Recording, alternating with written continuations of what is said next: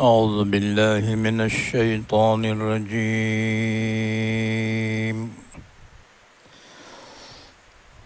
بسم الله الرحمن الرحيم.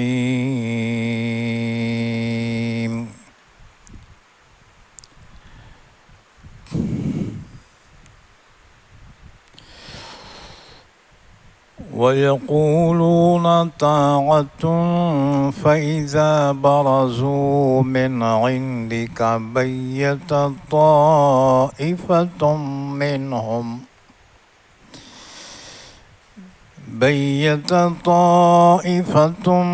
منهم غير الذي تقول والله يكتب ما يبيتون فأعرض عنهم وتوكل على الله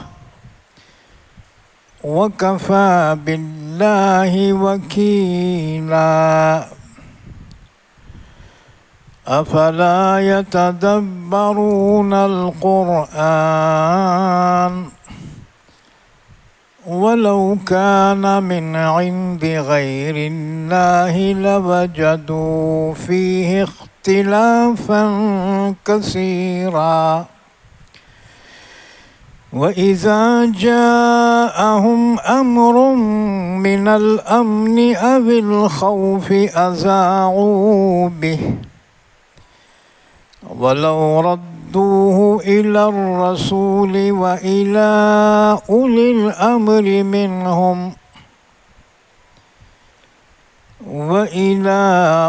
الأمر منهم لعلمه الذين يستنبطونه منهم ولولا فضل الله عليكم ورحمته لاتبعتم الشيطان إلا قليلا. فقاتل في سبيل الله لا تكلف إلا نفسك وحرز المؤمنين عسى الله أن يكف بأس الذين كفروا والله أشد بأسا وأشد تنكيلا. من يشفع شفاعة حسنة يكن له نصيب منها ومن يشفع شفاعة سيئة يكن له كفل منها وكان الله على كل شيء مقيتا. وإذا حييتم بتحية فحيوا بأحسن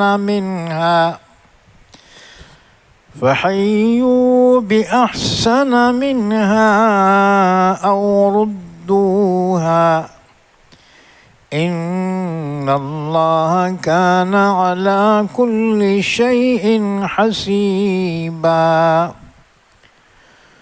الله لا إله إلا هو ليجمعنكم إلى يوم القيامة لا ريب فيه ومن أصدق من الله حديثا. فما لكم في المنافقين فئتين والله أركسهم بما كسبوا أتريدون أن تهدوا من أضل الله ومن يضلل الله فلن تجد له سبيلا. ودوا لو تكفرون كما كفروا فتكونون سواء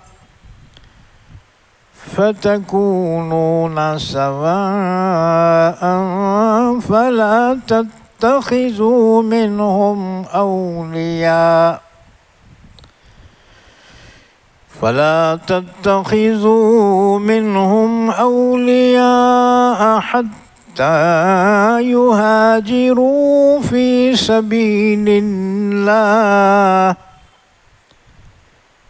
فإن تولوا فخذوهم واقتلوهم حيث وجدتموهم ولا تتخذوا منهم وليا ولا نصيرا إلا الذين يصلون إلى قوم بينكم وبينهم ميثاق أو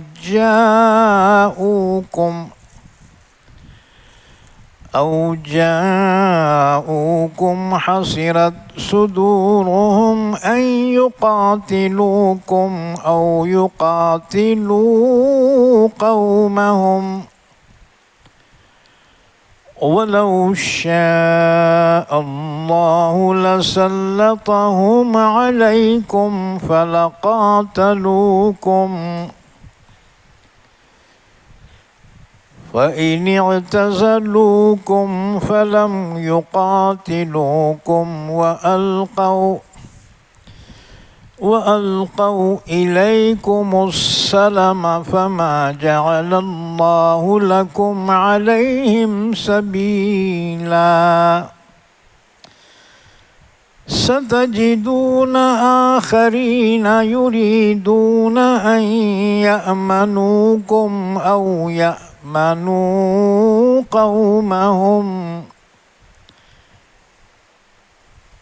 كلما ردوا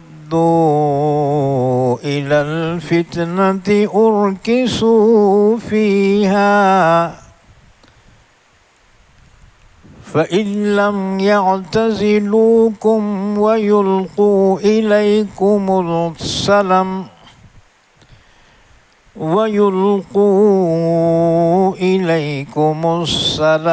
ويكفوا أيديهم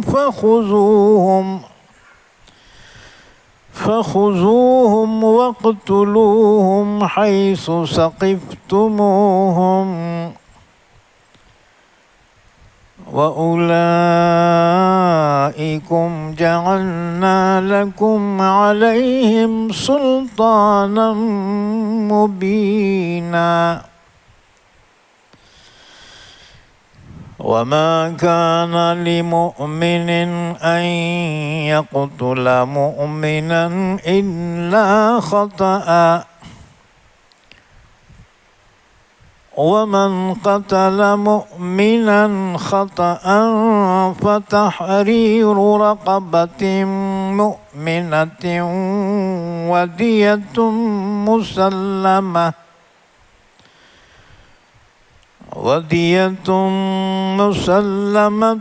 إلى أهله إلا أن يصدقوا فإن كان من قوم عدو لكم وهو مؤمن فتحرير رقبة مؤمنة وإن كان من قوم بينكم وبينهم ميثاق فدية مسلمة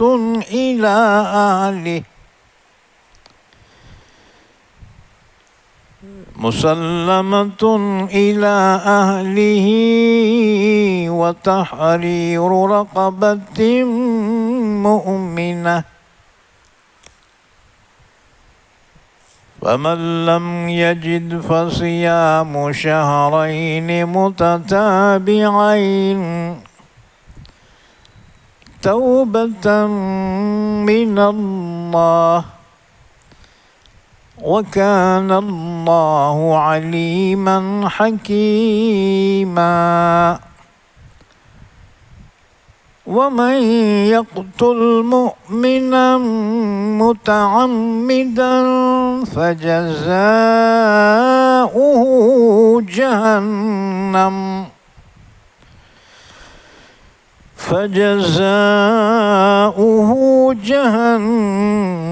خالدا فيها وغضب الله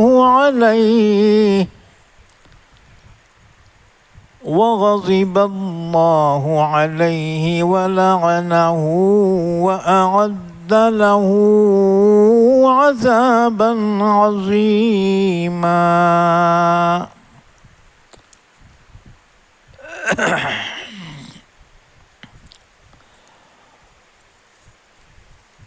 پناہ میں آتا ہوں میں اللہ کی شیطان مردود سے.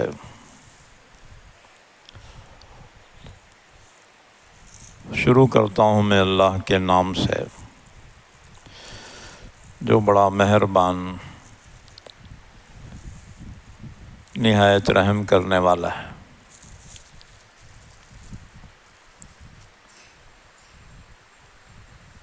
وَيَقُولُونَ طَاعَةٌ، اور منافق کہتے ہیں کہ قبول ہے. پھر جب وہ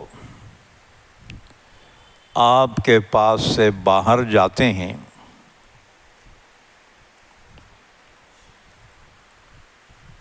تو مشورہ کرتے ہیں. ان میں سے ایک گروہ کے لوگ اس کے علاوہ کا جو وہ کہتے ہیں، اور اللہ لکھتا ہے جو کچھ وہ مشورہ کر رہے ہیں.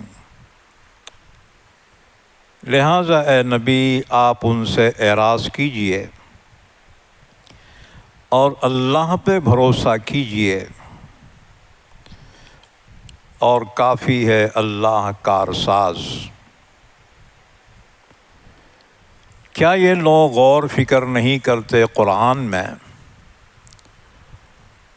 اور اگر یہ قرآن اللہ کے علاوہ کسی اور کی جانب سے ہوتا تو ضرور پاتے وہ اس میں بہت سا اختلاف.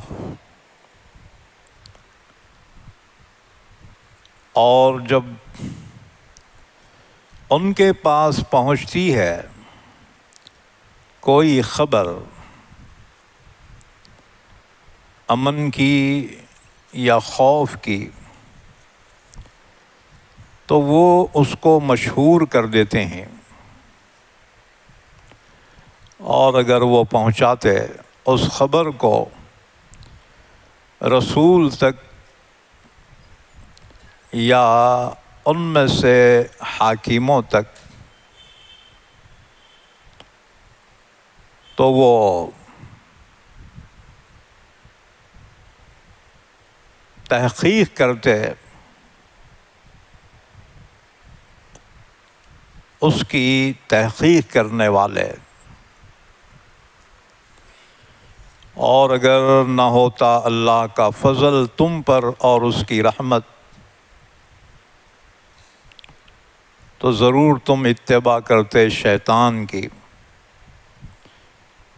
مگر تھوڑے لوگ. لہٰذا آپ لڑیے اللہ کی راہ میں. نہیں تکلیف دی جاتی مگر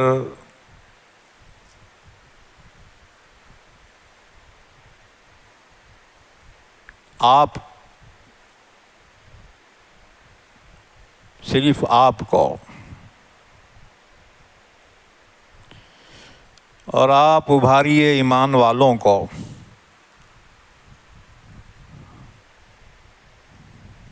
امید ہے کہ اللہ روک دے کافروں کی جنگ کو، اور اللہ بہت سخت ہے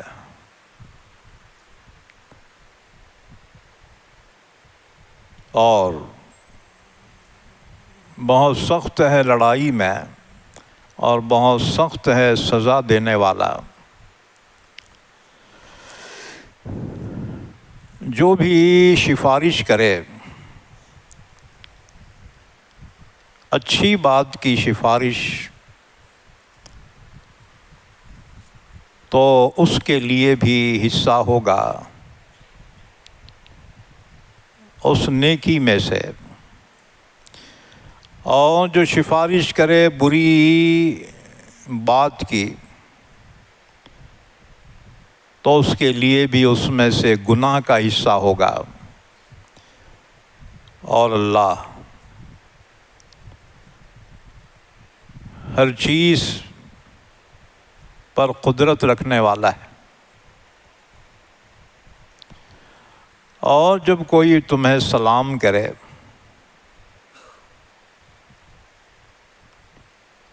تو تم اس سے بہتر الفاظ میں سلام کا جواب دو،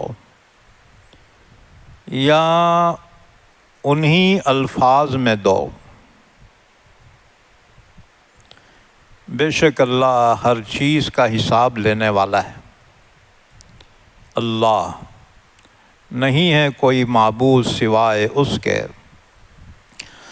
ضرور بالضرور وہ جمع کرے گا تم کو قیامت کے دن، جس میں کوئی شک نہیں ہے، اور اللہ سے بڑھ کر کس کی بات سچی ہو سکتی ہے۔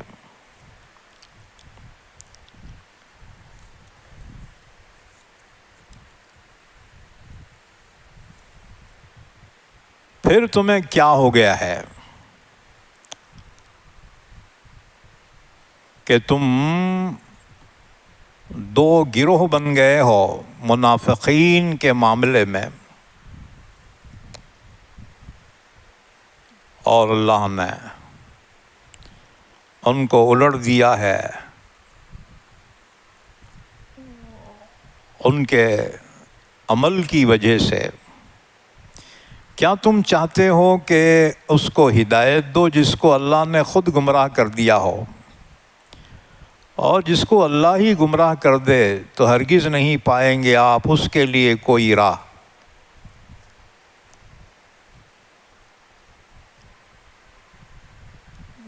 وہ تو چاہتے ہیں کہ تم بھی کافر بن جاؤ جیسا کہ انہوں نے کفر کیا ہے، پھر تم سب برابر ہو جاؤ۔ لہذا تم ان میں سے کسی کو دوست مت بناؤ جب تک کہ وہ ہجرت نہ کرے اللہ کی راہ میں۔ پھر اگر وہ روگردانی کریں تو پھر ان کو تم پکڑو اور ان کو قتل کر دو جہاں کہیں تم ان کو پاؤ، اور نہ بناؤ ان میں سے کسی کو دوست اور نہ مددگار۔ ہاں مگر وہ لوگ جو ملاپ رکھتے ہیں ایسی قوم سے کہ تمہارے اور ان کے درمیان میں عہد ہے، یا وہ آتے ہیں تمہارے پاس کہ تنگ ہو گئے ہیں ان کے دل اس بات سے کہ وہ تم سے لڑیں یا اپنی قوم سے لڑیں، اور اگر اللہ چاہتا تو مسلط کر دیتا ان کو تم پر، تو ضرور لڑتے وہ تم سے۔ بس اگر وہ یکسو ہو جائیں تم سے، پھر تم سے وہ نہ لڑیں اور تمہاری جانب صلح کو پیش کر دیں، تو اللہ تعالیٰ نے نہیں دی ہے تم کو ان پر کوئی راہ، ان قریب تم پاؤ گے ایک اور قوم کو جو چاہتے ہیں کہ وہ تم سے امن کے ساتھ رہے،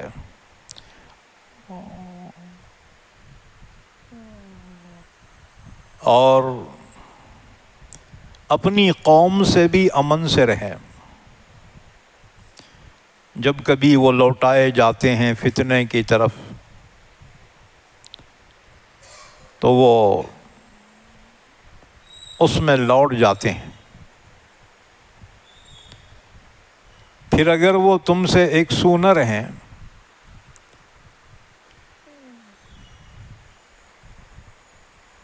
اور نہ پیش کریں تم پر صلح اور نہ روکے اپنے ہاتھوں کو، تو پھر تم ان کو پکڑو اور ان کو قتل کر ڈالو جہاں کہیں تم پاؤ۔ اور یہ وہ لوگ ہیں کہ ہم نے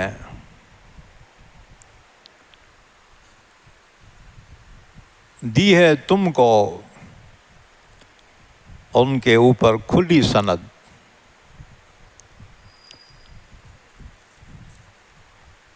اور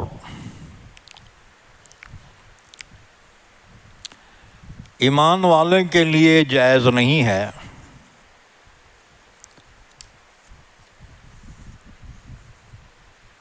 کہ وہ قتل کر دے کسی مسلمان کو، کسی ایمان والے کو، ہاں مگر غلطی سے۔ اور جو بھی کسی ایمان والے کو غلطی سے قتل کر دے تو ایک مسلمان غلام کو آزاد کرنا ہے اور خوب بہا دینا ہے اس کے گھر والوں کو، مگر یہ کہ وہ معاف کر دیں۔ بس اگر وہ مقتول ایسی قوم میں کا ہے جو تمہاری دشمن ہے لیکن وہ خود ایمان والا تھا،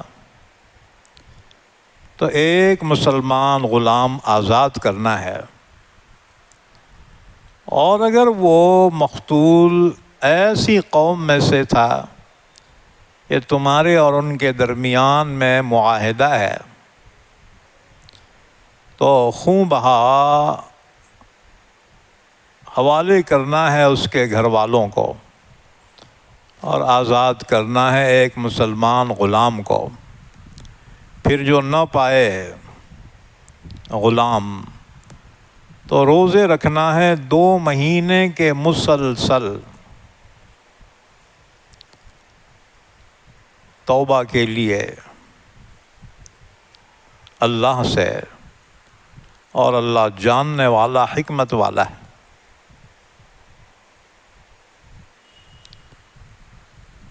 اور جو شخص کسی مسلمان کو قتل کر دے جان بوجھ کر تو اس کی سزا جہنم ہے، وہ جہنم میں ہمیشہ رہے گا،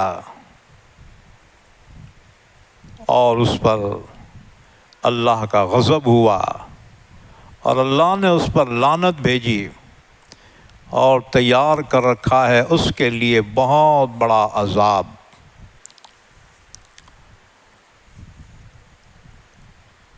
یہ سورہ نساء ہے۔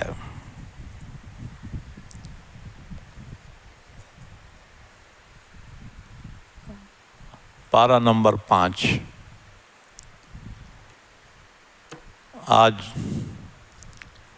سورہ نساء کی آیت نمبر 81 سے لے کر آیت نمبر 93 تک پڑھی گئی ہیں۔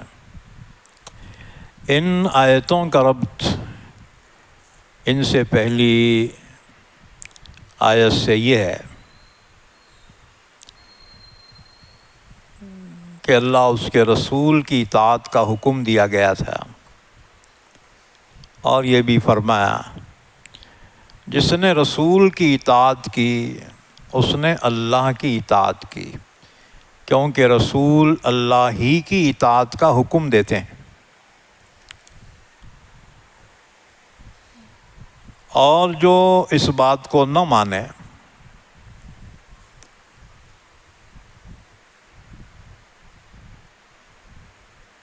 تو پھر اللہ تعالیٰ ان کو اس کی سزا دے گا۔ نبی کے ذمے صرف اللہ کا پیغام پہنچانا ہے، سزا دینے والا اللہ ہے۔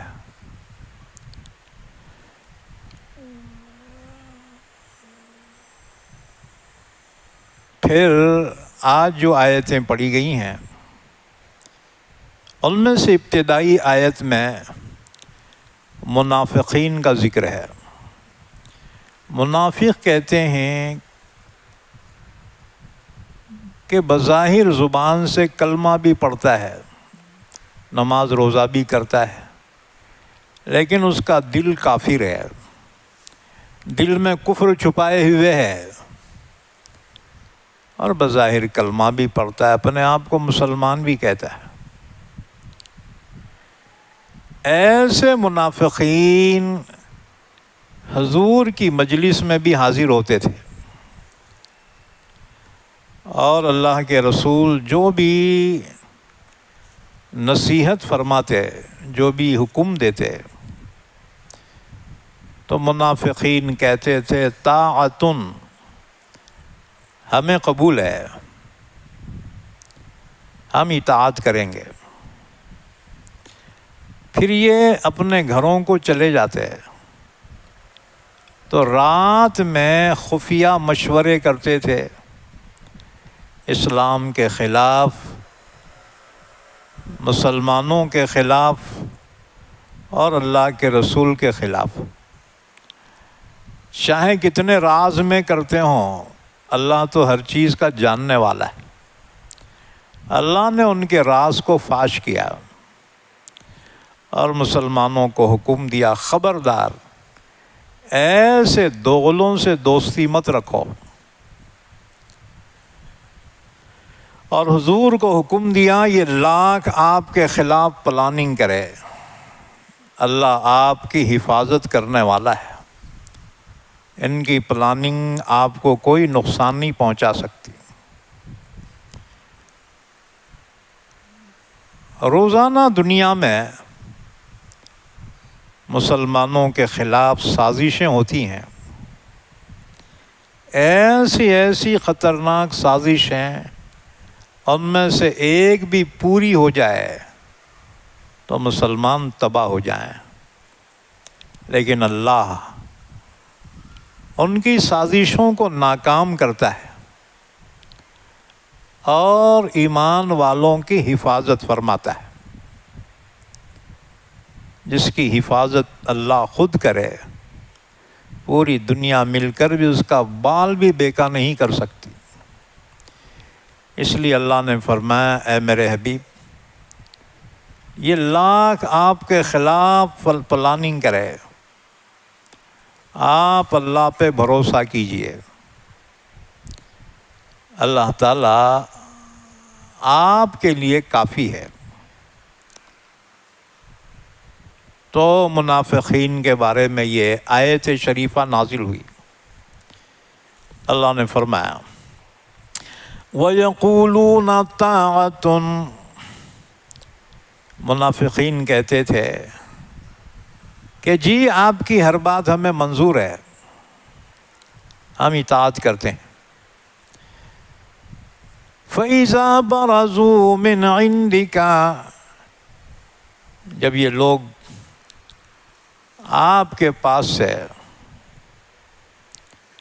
نکل کر باہر چلے جاتے ہیں، بَيَّتَ طَائِفَةٌ مِّنْهُمْ غَيْرَ الَّذِي تَقُولُ، تو ان میں سے ایک گروہ یعنی منافقین رات میں مشورہ کرتے ہیں اس کے خلاف جو انہوں نے آپ سے وعدہ کیا تھا۔ وَكَفَى بِاللَّهِ وَكِيلًا، اور اللہ کافی ہے کارساز۔ یہ منافقین، یہ کفار اے نبی آپ کا کچھ نہیں بگاڑ سکتے۔ چنانچہ اتنی مخالفتوں کے باوجود اللہ کے نبی عرب پہ غالب آ گئے، اور حضور کی حیات ہی میں تقریباً عرب کا حصہ، عرب کا علاقہ آپ کے زیر نگین آ گیا، آپ کے ماتحتی میں آ گیا۔ مکہ فتح ہو گیا، حنین فتح ہوا، یہاں تک کہ یمن کے لوگ مسلمان ہوئے، اور تقریباً عرب پر آپ کا اور آپ کے اسلام کا غلبہ ہو گیا۔ تو اللہ تعالیٰ نے فرمایا کہ دشمن لاکھ سازشیں کرے، اللہ اپنے نبی کی حفاظت فرمائے گا، اور نبی کے صدقے میں امت کی حفاظت فرمائے گا۔ واللہ یکتب ما یبیتون، جو مشورہ کر رہے ہیں نا منافقین، اللہ اس کو لکھ رہا ہے، یعنی اللہ کے حکم سے فرشتے لکھ رہے ہیں، ان کا ریکارڈ بن رہا ہے۔ اللہ میدان حشر میں وہ ریکارڈ پیش کریں گا۔ پڑھو اپنے کارنامے، اپنے کرتوت۔ اب ظاہر بات ہے انسان کو غصہ تو آ جاتا ہے نا، تو اللہ نے اپنے نبی کو ہدایت دی، فَأَعْرِضْ عَنْهُمْ، آپ ان سے الجھو مت، ان سے نظر انداز کرو، نیگلیکٹ کرو ان کو، ان سے انجان بن جاؤ۔ وَتَوَكَّلْ عَلَى اللَّهِ، اللہ پہ بھروسہ کرو۔ وَكَفَى بِاللَّهِ وَكِيلًا، اللہ کافی ہے کارساز، اللہ آپ کی حفاظت فرمائے۔ اس کے بعد پھر فرمایا أَفَلَا يَتَدَبَّرُونَ الْقُرْآنَ، یہ لوگ قرآن میں غور فکر کیوں نہیں کرتے؟ قرآن کتاب ہدایت ہے، جو بھی قرآن کو پڑھے طلب سے اور اس کو سمجھے، یقیناً اس کو اللہ ہدایت دے دیتا ہے۔ قرآن میں توحید پہ اتنے دلیلیں بیان کی گئی ہیں، اور شرک کو کنڈم کیا گیا ہے۔ اگر کوئی شخص قرآن اول سے اخیر تک سمجھ کے پڑھے، وہ شرک کر ہی نہیں سکتا، کفر کر ہی نہیں سکتا۔ شرک اور کفر کیا ہے؟ اپنے ہاتھوں کی بنائی ہوئی چیزوں کی پرستش کرنا، جبکہ وہ خود محتاج ہیں، وہ معبود بن ہی نہیں سکتے۔ جب اتنی بات انسان کو سمجھ میں آئی تو کفر و شرک چھوڑ دے گا۔ اسی لیے دیکھو کافر جب تک جاہل ہوتا ہے نا، اپنے مذہب میں کٹر ہوتا ہے، اور جب کافر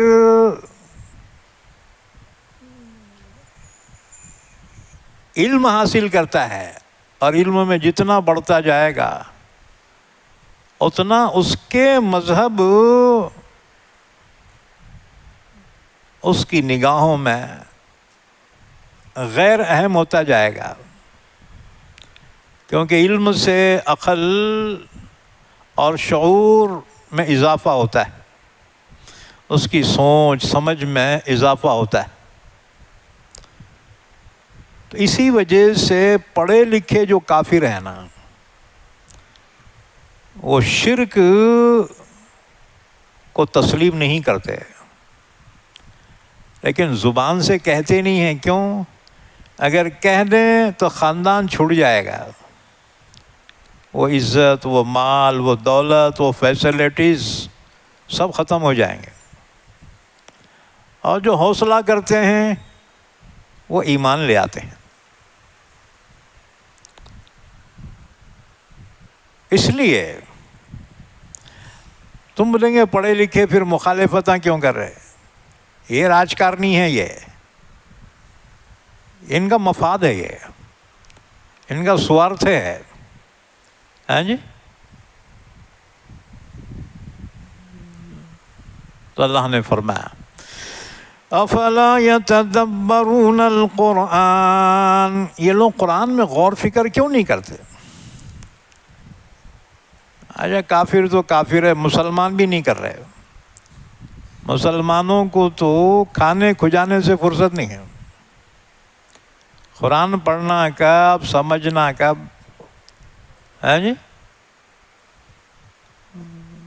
یہ قرآن کی مجلسیں قائم ہوتی ہے، اس میں بھی نہیں آتے. کیوں؟ ان لوگ سمجھتے ہمارے کو سب آتا، تمہارے کیا آتا؟ کچھ نہیں آتا. ہے جی. جس کو آتا نا اس کے دل میں عظمت قرآن ہوتی ہے، قرآن کی طرف کھینچا چلاتا. ہے جی. مسلمانوں کی سب سے بڑی جہالت یہ ہے کہ قرآن میں اس کو شوق نہیں ہے، باقی سب کا شوق ہے اس کو. ہے جی. دین کے باقی سارے کام کریں گا، قرآن کا شوق نہیں آیا. حالانکہ ایک ہی کتاب تھی جو نازل ہوئی اللہ کی جانب سے، اسے چھوڑ کے باقی سب کتابیں پڑھ رہے. کہ ہماری کتاب، وہ جماعت بولتی ہے ہماری کتاب، وہ نہیں بولتے نہیں ہماری کتاب. وہ کتابوں تو بدھ بنا لیے ہیں، وہ نہیں پڑھا تو خارج کر دیتے اس کو، انہیں مسلمانش نہیں. ہمارے بات تم کون سے پیغمبر بن گیا بیٹے؟ خارج کر سکتا ہے تو پیغمبر کر سکتا ہے، اتھارٹی پیغمبر کو رہتی، کوئی کسی کو اسلام سے خارج نہیں کر سکتا، یاد رکھو.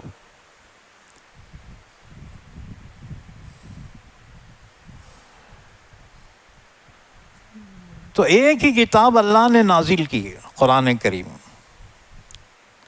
ہر مسلمانوں کو اس میں دلچسپی نہیں، کیونکہ وہ اس کو اہم سمجھ رہی نہیں. بس زیادہ سے زیادہ اہمیت قرآن کی یہ ہے کوئی مر گیا تو اس کو پڑھ کے بخشنے کے واسطے کتاب ہے. یہ قرآن مردوں کے لیے نہیں آیا، یہ مردہ دلوں کو زندہ کرنے کے لیے آیا. تو اللہ نے فرمایا افلا یتدبرون القرآن، یہ لوگ قرآن میں غور فکر کیوں نہیں کرتے؟ وَلَوْ كَانَ مِنْ عِنْدِ غَيْرِ اللَّهِ لَوَجَدُوا فِيهِ اخْتِلَافًا كَثِيرًا.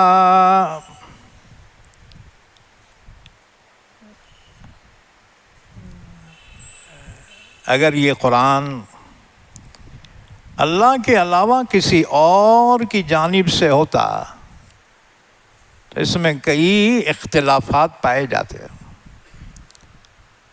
دیکھو انسان کی باتوں میں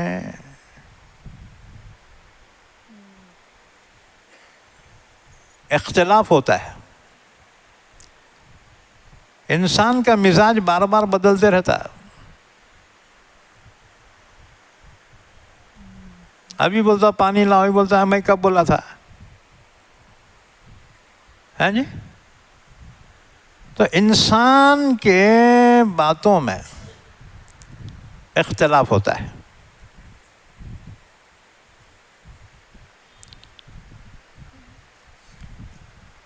لیکن یہ قرآن اللہ کا کلام ہے، اس میں کوئی چیز میں ٹکراؤ نہیں ہے.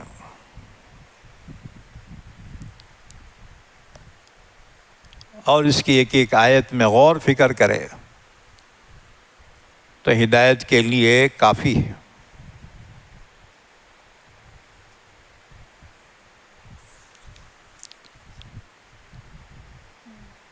اچھا، قرآن کریم کا حق پہلا یہ ہے کہ اس کے الفاظ کی تلاوت کرے، یتلو علیہم آیاتہ۔ دوسرا حق وَيُعَلِّمُهُمُ الْكِتَابَ، قرآن کریم کی تعلیم۔ تعلیم کہتے ہیں معانی کو سمجھنا، الفاظ کے پڑھنے کو تلاوت کہتے ہیں، اور اس کے معنی کو سمجھنا اسے تعلیم کہتے ہیں۔ اور ہم تعلیم سمجھتے ہی نہیں، ایک پڑھ کے سنا رہا دوسرے سن رہے، نہیں، وہ تو قرات ہے، پڑھنا ہے۔ تعلیم کہتے ہیں اس کے معانی کو سمجھ کے پڑھنا۔ اس لیے دوسرا حق ہے قرآن کا ترجمہ پڑھنا، اللہ ہم سے کیا فرما رہا ہے۔ قرآن کوئی اچھوت کتاب نہیں ہے۔ ہندوستان میں سب سے پہلے قرآن کا ترجمہ فارسی زبان میں حضرت شاہ ولی اللہ محدث دہلوی رحمۃ اللہ علیہ نے کیا۔ جب قرآن کا ترجمہ فارسی زبان میں کیا، جب فارسی چلتی تھی، اردو ابھی ابتدائی تھی، تو ایک روہیلے پٹھان نے ان پہ خنجر اٹھایا اور کہا خدا کا راز فاش کرتا ہے۔ کتنی جہالت تھی۔ اللہ اس خاندان کو جزائے خیر عطا فرمائے۔ شاہ ولی اللہ محدث دہلوی رحمۃ اللہ علیہ نے قرآن کا ترجمہ فارسی میں کیا۔ ان کے دو بیٹے شاہ رفیع الدین اور شاہ عبد القادر نے اردو میں سب سے پہلے ترجمہ کیا قرآن کریم کا۔ بعد میں پھر جو ہے ترجمے ہوتے رہے، لیکن ہندوستان میں سب سے پہلے اس خاندان کی خدمات قرآن ہیں، ہاں جی، اور اس میں کسی کو اختلاف نہیں ہے، نہ دیوبندیوں کو، نہ بریلیوں کو، نہ اہل حدیث کو۔ یہ خاندان ہر ایک کے نزدیک قابل احترام ہے، اور ہر ایک کی جو سند ہے قرآن کی یا حدیث کی انہی تک پہنچتی ہے۔ اور انہوں نے عرب میں قرآن و حدیث کی تعلیم حاصل کی تھی۔ تو اتنی جہالت تھی مسلمانوں میں کہ قرآن کو ایک اچھوت کتاب سمجھتے تھے، تبرک والی کتاب۔ اللہ نے فرمایا افلا یتدبرون القرآن، یہ لوگ قرآن میں غور فکر کیوں نہیں کرتے؟ معلوم ہوا کہ قرآن کا پہلا حق ہے الفاظ کو پڑھنا، اسے تلاوت کہتے ہیں۔ دوسرا حق ہے اس کے معنی کو سمجھ کے پڑھنا، جسے تعلیم کہا جاتا ہے۔ اور تیسرے یہ اس میں غور فکر کرنا۔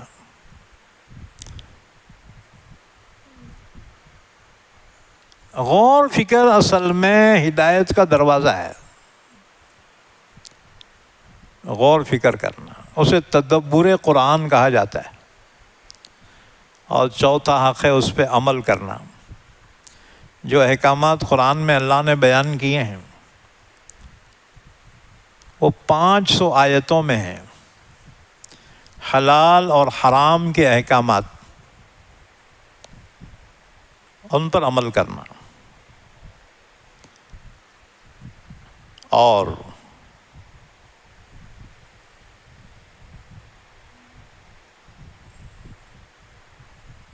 پانچواں حق یہ ہے اس قرآن کے پیغام کو اوروں تک پہنچانا۔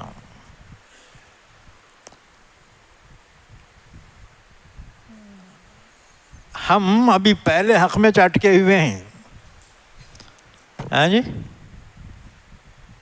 آگے بڑھنا نہیں چاہتے،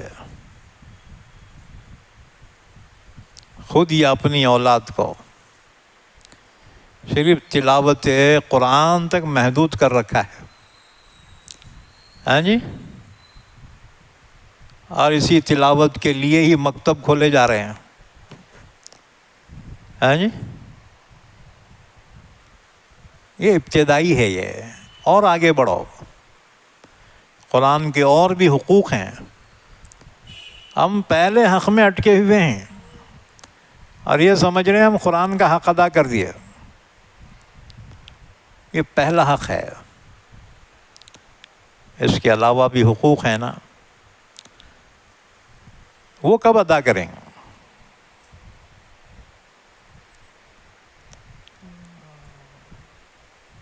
اس کے بعد سنو،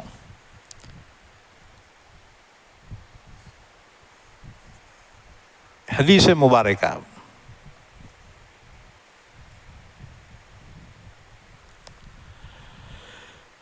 عمرو بن شعیب عن ابیہ عن جدہ کی روایت ہے، کہتے ہیں کہ میں اور میرے بھائی ایک ایسی مجلس میں بیٹھے کہ اگر ہمیں سرخ اونٹ بھی مل جاتے تو اس کے پاسنگ میں بھی نہیں۔ کہتے ہیں کہ ہم دونوں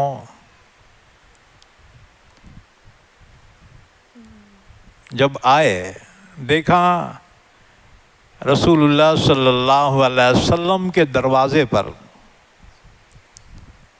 چند بزرگ صحابہ کھڑے ہوئے ہیں،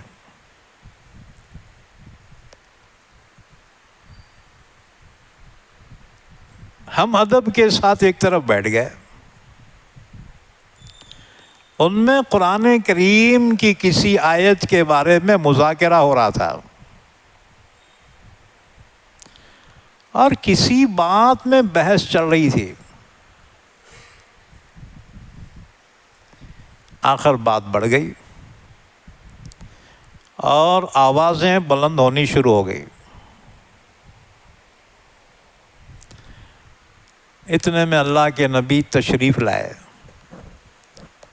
اپنے حجرے سے باہر تشریف لائے،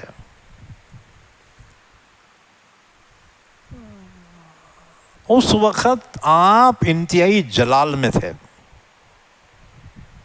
چہرے مبارک سرخ ہو رہا تھا، حضور ان بحث کرنے والوں پر مٹی ڈالنے لگے اور فرمایا خاموش ہو جاؤ، پھر فرمایا تم سے پچھلی امتیں اسی لیے تباہ ہو گئی کہ انہوں نے اپنے انبیاء پہ اختلاف کیا اور کتاب اللہ کی ایک آیت کو دوسری آیت کے خلاف بتایا۔ پھر حضور نے فرمایا یاد رکھو، قرآن کی کوئی آیت دوسری آیت کے خلاف میں نہیں ہے، اسے جھٹلانے والی نہیں ہے، بلکہ قرآن کی ایک آیت دوسری آیت کی تائید کرنے والی ہے۔ پھر فرمایا تم جسے جان لو عمل کرو، اور جو معلوم نہ ہو تو اہل علم کے لیے اسے چھوڑ دو، یعنی وہ اس کے معنی کو جانتے ہیں، اپنی رائے سے قرآن میں کوئی بات نہ کہو، کیونکہ قرآن کی تشریح کے لیے اللہ نے اپنے نبی کو خود بھیجا ہے، اور یہ ذمہ داری دی لِتُبَيِّنَ لِلنَّاسِ مَا نُزِّلَ إِلَيْهِمْ، اے نبی آپ قرآن پاک کی وضاحت کیجئے، جن کے لیے قرآن نازل ہوا ہے ان کو قرآن کی وضاحت کیجئے، ان کو قرآن سمجھائیے۔ لہذا قرآن میں اپنی رائے سے کچھ کہنا یہ گمراہی ہے۔ یہ کہنا میرے خیال میں قرآن کے آیت کے یہ معنی ہو سکتے ہیں، تیرا خیال رہندے، چھ پدی کا شوربہ، تیرا علم کیا، تیری عقل کیا، یہ قرآن ہے یہ۔ اور کتابوں میں رائے تم پیش کر سکتے ہو، قرآن میں نہیں، یہ اللہ کا کلام ہے یہ، اور اس کے جیسے الفاظ مخصوص ہیں ایسے اس کی تشریح بھی مخصوص ہے۔ اللہ کے نبی نے جو بیان کر دی وہی قرآن کی تفسیر ہے۔ اور حضور سے جنہوں نے قرآن کو سمجھا صحابہ، تو ان کی تفسیر معتبر ہے، اور یا صحابہ سے ان کے شاگردوں نے، تابعین نے سنا، قرآن کو سمجھا، ان کی تشریح معتبر ہے۔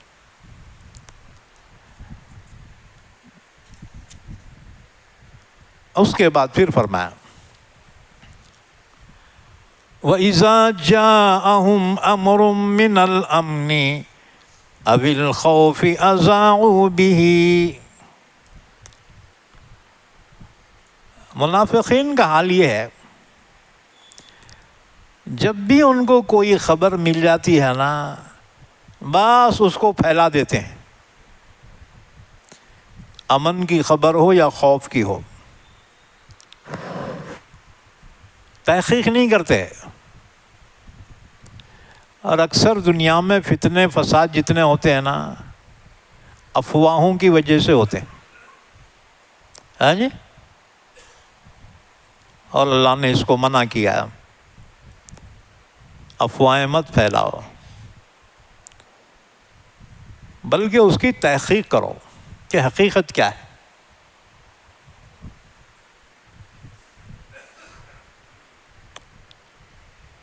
تو دنیا میں جتنے بھی فتنے فسادات ہوتے ہیں نا، اس کی وجہ افواہ ہے، غلط افواہ۔ اور یہ غلط افواہ پھیلانا یہ مومنین کی صفت نہیں ہے، یہ منافقین کی ہے، فسادیوں کی ہے۔ چنانچہ اللہ نے فرمایا وَإِذَا جَاءَهُمْ أَمْرٌ مِّنَ الْأَمْنِ أَوِ الْخَوْفِ أَذَاعُوا بِهِ۔ جب ان کے پاس کوئی خبر آتی ہے، امن کی ہو یا خوف کی، بس فوراً اس کو پھیلا دیتے ہیں۔ وَلَوْ رَدُّوهُ إِلَى الرَّسُولِ وَإِلَى أُولِي الْأَمْرِ مِنْهُمْ۔ اگر یہ لوگ اس خبر کو رسول تک پہنچاتے تو رسول تحقیق کرتے، اور یہ خبر ذمہ داروں تک پہنچاتے۔ اولو الامر یعنی ذمہ دار۔ اولو الامر کون ہے؟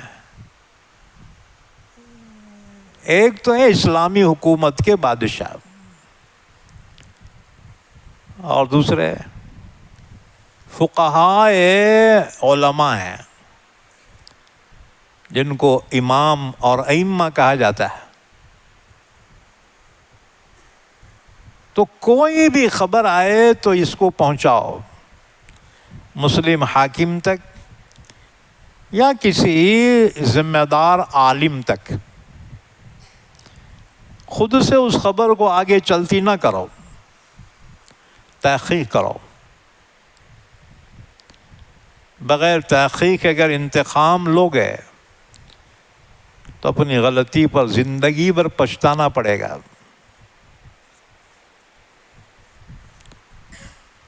حضرت عائشہ رضی اللہ عنہا نے جنگ جمل میں شرکت کی،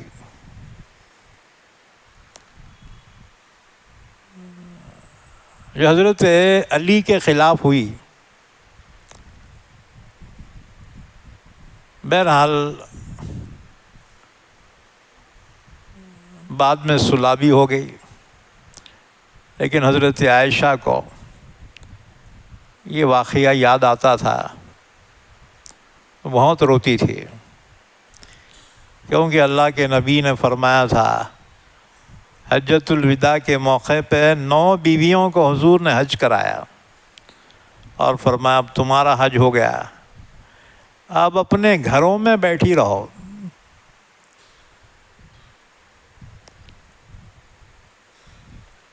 لیکن حضرت عائشہ کو ان کے عقیدت مندوں نے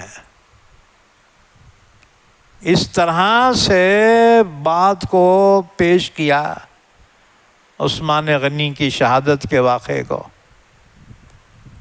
حضرت عائشہ جذبات میں آ گئی، کیونکہ حضرت علی خلیفہ بن گئے تھے اور عثمان غنی کا قصاص انہوں نے نہیں لیا تھا، اسی پہ جنگ ہو گئی۔ لیکن بعد میں زندگی بھر پچھتاتی تھی، میں کیوں گئی ہوں گی وہاں، میں نہ جاتی تو اچھا تھا۔ اتنا روتی تھی کہ پورا دوپٹہ آنسوؤں سے بھر جاتا تھا، آنسوؤں سے بھیگ جاتا تھا۔ تو اللہ نے فرمایا کسی بھی بات کو سنو تو تحقیق کرو اس کی۔ ہاں جی، یہ گھروں میں جھگڑے کیوں ہوتے ہیں؟ ہر سنی بات پر انسان ایکشن لیتا ہے۔ ماں بولی بیٹا تیری عورت ایسا بولی تھی، آپ نے جو اٹھا کے مارنا شروع کر دیتا ہے۔ ابے تحقیق کر، ماں تیری صحیح بول رہی ہے کیا غلط بول رہی ہے؟ نہیں میری اماں جھوٹ نہیں بولتی۔ ہاں، یہ صفت تو پیغمبروں کی ہے، انسان سے تو جھوٹ ہو سکتا ہے۔ ہاں جی، پیغمبر معصوم ہوتے ہیں۔ اچھا، بیوی جو ہے بولی تمہاری اماں ایسا ایسا بول رہی تھی، اب انہیں اماں کو شروع کر دیتا، تم بہت ہی تکلیف دے رہے ہیں، اب ماں کے دل کو جو ہے ٹھیس پہنچتی۔ تو گھروں کے جو اکثر جھگڑے ہیں نا، یہ بغیر تحقیق کے ہیں، یہ بس ایک نے کہہ دیا مان لیا، ایکشن لے لیا۔ خبردار، اللہ نے فرمایا کوئی بھی بات تمہارے کان پہ آئے فوراً ایکشن لو، فوراً ایکشن نہ لو، تحقیق کرو۔ اب بہت سارے لوگ عالموں کے خلاف افواہ پھیلاتے ہیں، فلاں عالم صاحب ایسا کر رہے، اب تم بھی ہاں میں ہاں ملاتے ہو کر رہے چونگے۔ خبردار، یہ اپنی زبان کو بہت سمجھ کے استعمال کرو۔ ہاں جی، اکثر انسان کی پکڑ ہوں گی زبان کے غلط استعمال کی وجہ سے۔ ابو بکر صدیق ایک مرتبہ اپنی زبان پکڑ کے کہنے لگے ہم تیری وجہ سے ہلاک ہوں گے۔ تو کوئی بھی بات کرنے سے پہلے سوچ لو، ہر بات کو تولو پھر بولو۔ ہم کیا کرتے ہیں، بھڑ بول کے بول دیتے ہیں بعد میں آئی ایم سوری۔ ہاں، یہ ساری بولنے سے کسی کے دل کی تکلیف ختم تھوڑی ہوں گی۔ دل کو جو چوٹ پہنچتی ہے نا، وہ موت تک نہیں بھولتا آدمی۔ اب یہ کہتا ہے معاف کرنا بھائی، میں غلط فہمی تھا۔ غلط فہمی میں پڑا کیوں تو کم بخت؟ کسی کے دل کو آگ لگا دیا تو نے، کسی کے جذبات کو تو نے آگ لگا دیا، تو معاف کر دو کہنے سے کیا وہ تکلیف دور ہو جائیں گی؟ اس لیے یاد رکھو، کوئی بھی کام کرو تو سنجیدگی ضروری ہے۔ ہمارے پورے کام جذباتی۔ ہاں جی، خبردار، یہ منافقین کی علامت ہے۔ یہ ہر بات کو لیے اڑنا۔ اللہ نے فرمایا تحقیق کرو، تم میں صلاحیت نہیں ہے، اپنے نبی سے رجوع کرو. نبی موجود نہیں ہے، ذمہ داروں کے حوالے کر دو، مسلم حاکموں کی طرف یا پھر علماء کی طرف. وہ بھی علماء کون سے ہیں؟ جو ذمہ دار ہیں، ان کی طرف رجوع کرو. بہرحال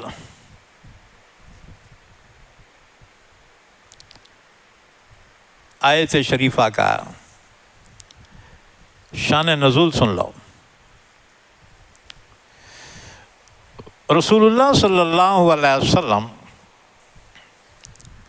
ملک کے اندر اور ملک کے باہر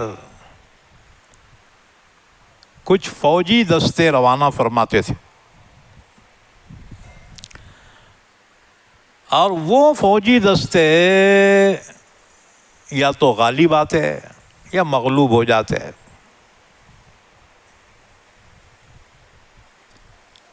بہرحال ان کی اطلاع جب آتی مدینے میں تو منافقین پہلے سے اس ٹوہ میں لگتے تھے،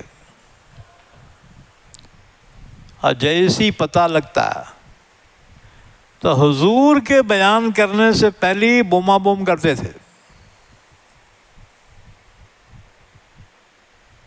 اور مسلمانوں کے دلوں میں کمزوری پیدا کرنے کی کوشش کرتے.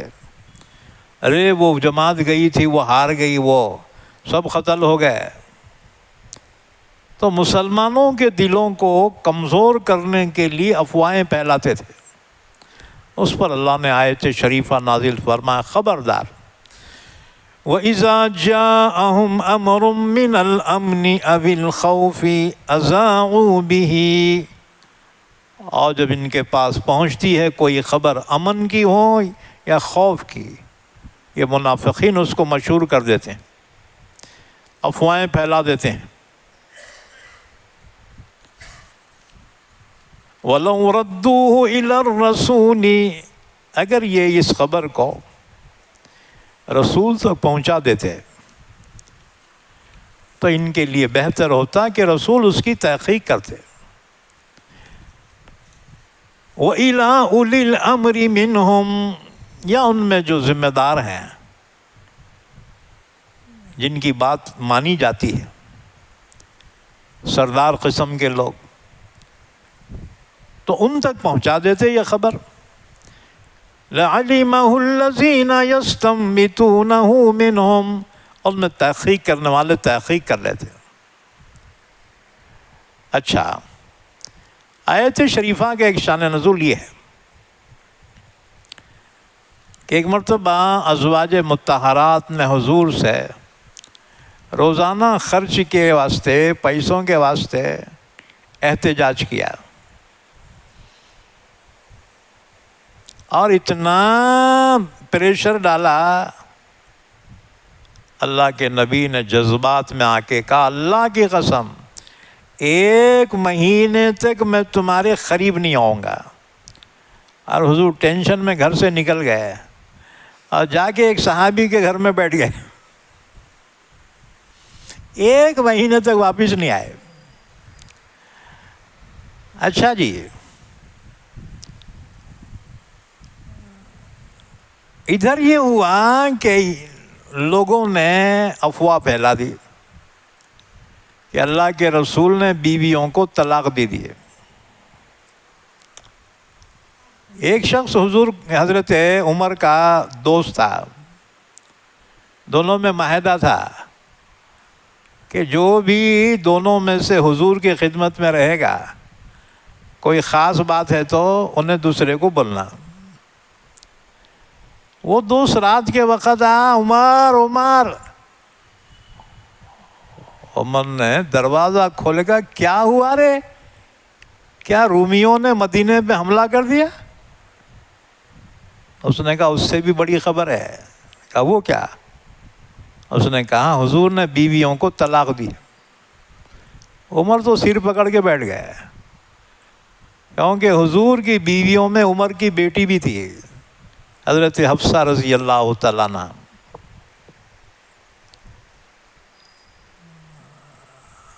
صبح حضرت عمر مسجد میں آئے تو دیکھا لوگوں میں وہی چرچا چل رہی ہے، اللہ کے رسول نے بیویوں کو طلاق دے دی۔ حضرت عمر رضی اللہ تعالیٰ عنہ اپنے بیٹی کے گھر گئے، دیکھا روتے بیٹھی ہے۔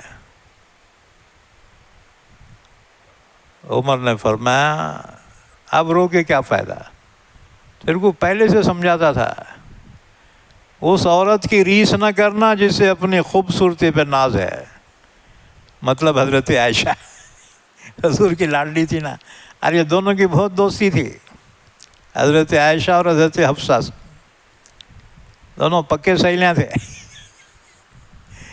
عمر سمجھاتے تھے دیکھ اس عورت کی ریس نہ کرنا جسے اپنے خوبصورتی پہ ناز ہے۔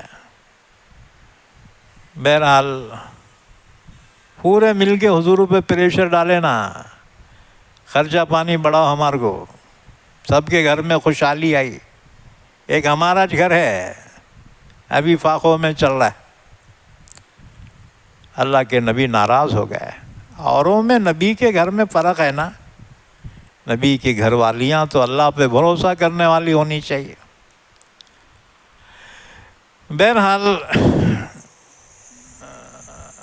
حضرت عمر نے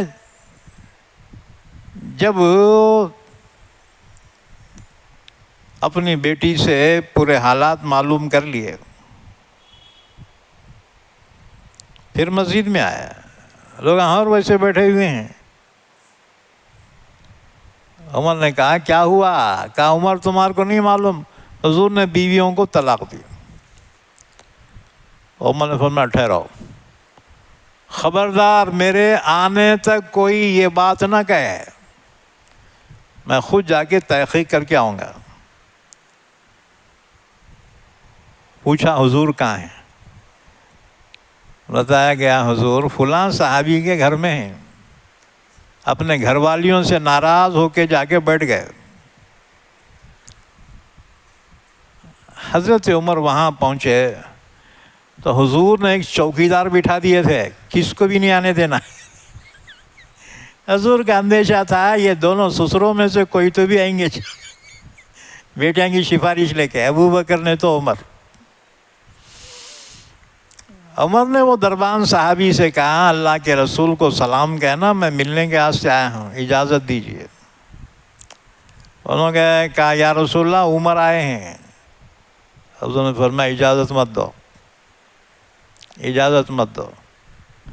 انہوں آ کے بولے حضور اجازت نہیں دے رہے، جاؤ واپس۔ عمر پریشان ہو کے واپس آئے۔ دیکھو انسان کو خود کی تکلیف جو ہے نا اتنی زیادہ محسوس نہیں ہوتی، لیکن بچیوں کی تکلیف ماں باپ کو بہت تکلیف دیتی ہے۔ ہاں جی، داماد ذرا جلا کے کھا رہا نا تو ماں باپ سوچتے اس کو ایسی سزا دینا بیٹے کو کورٹ کچہریاں میں، کائی کے واسطے بیٹی کی محبت میں۔ ہر ماں باپ چاہتے ہیں کہ بیٹیاں سکون سے زندگی گزارے، ہاں جی، تو بیٹیوں کی بڑی فکر رہتی، حالانکہ اس کا شوہر ہے، اس کا خاندان ہے، لیکن یہ بابا کو بہت فکر رہتی بیٹیاں کی۔ اچھا بیٹے اونٹتے رہتے، بابا بیٹیاں کچھ دیکھتے ہیں ہمارا، ابے تم تو سامنے رہتے، بیٹیاں نظروں سے اوجھل رہتی نا۔ بیٹیوں کی محبت بھی عجیب ہے، اور یہ اللہ کے نبی کی سنت مبارکہ ہے، بیٹیوں سے محبت کرو۔ بہرحال حضرت عمر واپس آئے، پھر بے چین ہو کے اور گئے نا، دوبارہ جب اجازت طلب کی، حضور نے اجازت دی، آندے۔ جب اندر پہنچے اس روم میں جہاں بوریے پہ اللہ کے نبی لیٹے ہوئے ہیں، عمر نے جا کر سلام کیا اور پہلا سوال کیا، کیا اللہ کے رسول نے اپنے بیویوں کو طلاق دی ہے؟ حضور نے فرمایا نہیں تو۔ عمر کا کلیجہ ٹھنڈا ہو گیا، سکون ہو گیا ذرا۔ یہ لوگ خواہ افواہ پھیلا رہے۔ تو پہلا سوال کیا۔ ایک بات یاد رکھو، عقلمند جو ہوتے ہیں نا، مختصر اور جامع کلام کرتے ہیں، اور ہم کیا ہے ڈائریکٹ بات نہیں کرتے، گھما کے پھرا کے بڑا مٹھار کے پھر جو ہے اصل بات پہ آتے۔ ٹائم پاس نہ کرو، فونوں پہ بھی ٹائم پاس نہ کرو، جی آپ فون کرتے ہیں، ہلو کون بول رہے؟ انہوں نے بتا آپ کون بول رہے؟ انہوں نے بتا آپ کون بول رہے؟ کہاں سے بول رہے ہیں؟ اس لیے مختصر مفید کلام کرو۔ پہلے جو بولو السلام علیکم، فلاں گاؤں سے میں فلاں بول رہا ہوں، ہاں جی 5-10 منٹ تو بچ گئے اس کے۔ مختصر کلام کرو، جو مدعے کی بات ہے نا وہ کرو، وہ چھوڑ دو کہ دوسری باتیں چلاتے رہتے، پھر پوچھنا پڑتا اصل مقصد کیا ہے۔ آپ بولتے مقصد۔ حضرت عمر رضی اللہ تعالیٰ بڑے عقلمند تھے، سلام کرتے پہلا سوال کیا، کیا اللہ کے رسول نے اپنی بیویوں کو طلاق دی ہے؟ حضور نے فرمایا نہیں تو۔ اب اس کے بعد پھر دوسری باتیں حضرت عمر نے کہیں، حضور نے بھی جواب دیا، عمر نے بھی سوال، بعد میں اور باتیں ہوتے رہے، لیکن اصل مقصد کی بات پہلے بیان کی، پہلے پوچھ لی۔ اور اس کے بعد مسجد میں آیا، کہا خبردار یہ افواہ غلط ہے، اللہ کے رسول نے اپنے بیویوں کو طلاق نہیں دی۔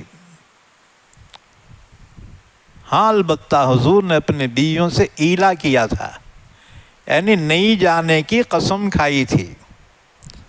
جب مہینہ گزر گیا حضور واپس گھر کو آ گئے، ہاں جی پھر معافی تلافی ہو گئی۔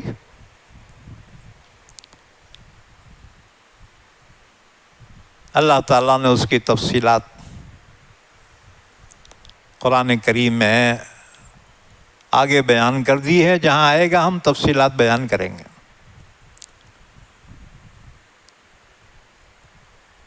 تو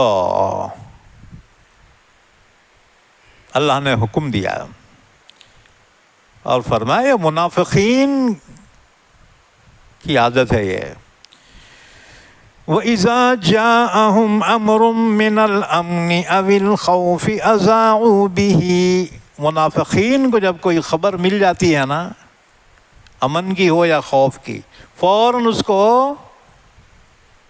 پھیلا دیتے ہیں۔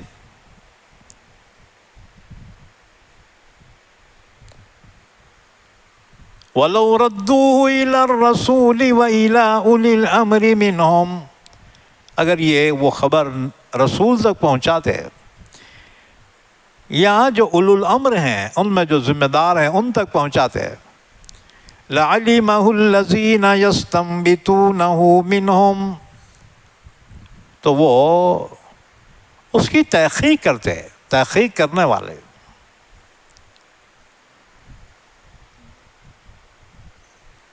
اسی سے بعض فقہا نے اسی آیت سے مسئلہ اخذ کیا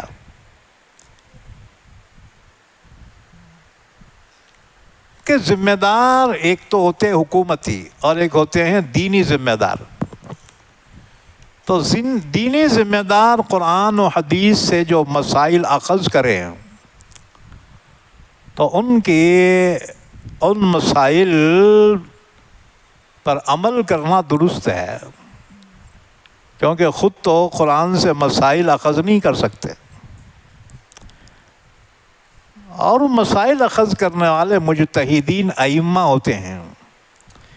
تو اس آیت سے بعضوں نے تقلید کا ثبوت پیش کیا ہے. وَلَوْلَا فَضْلُ اللَّهِ عَلَيْكُمْ وَرَحْمَتُهُ لَاتَّبَعْتُمُ الشَّيْطَانَ إِلَّا قَلِيلًا.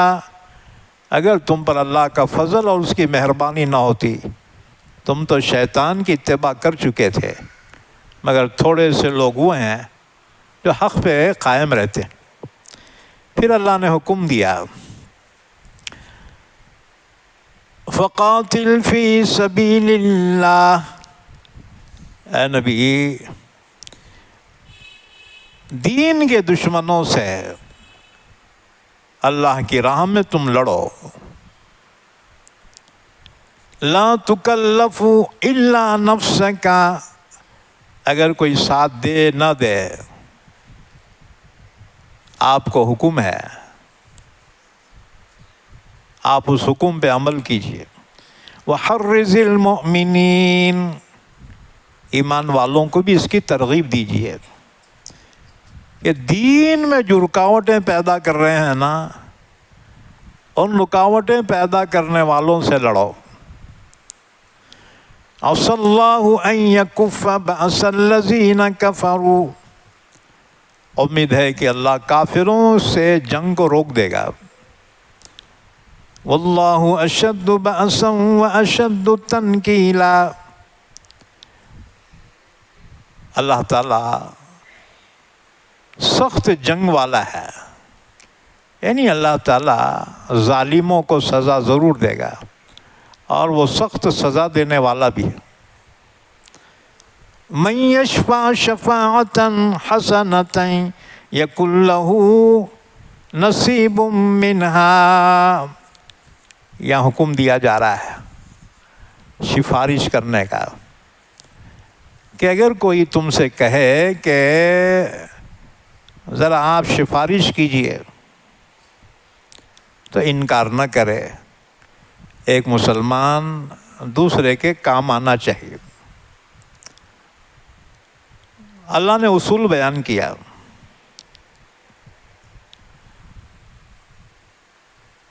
من یشفع شفاعۃ حسنۃ.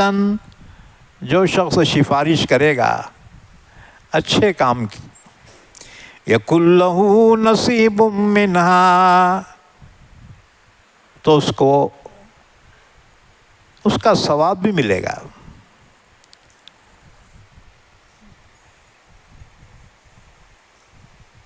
اچھی چیز کی سفارش کرنا.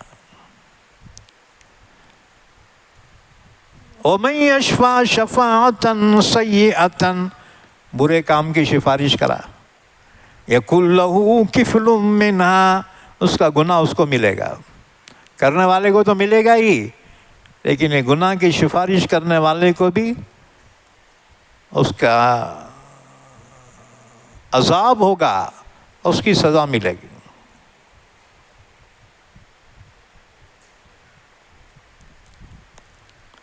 وَكَانَ اللَّهُ عَلَى كُلِّ شَيْءٍ مُقِيتًا.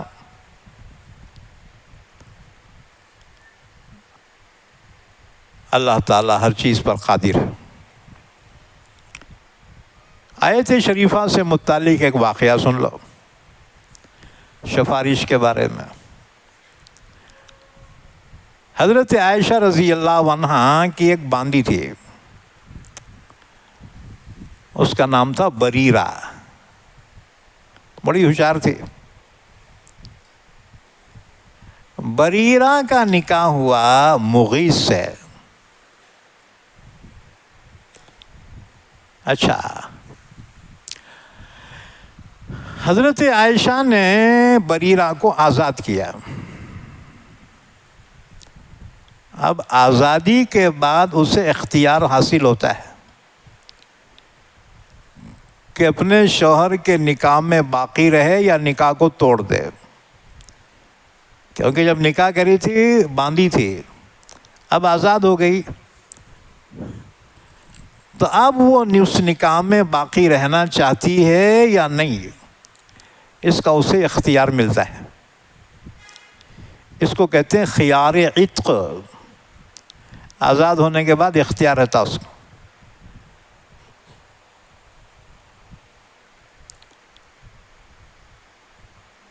تو اس نے اپنا اختیار استعمال کرتے ہوئے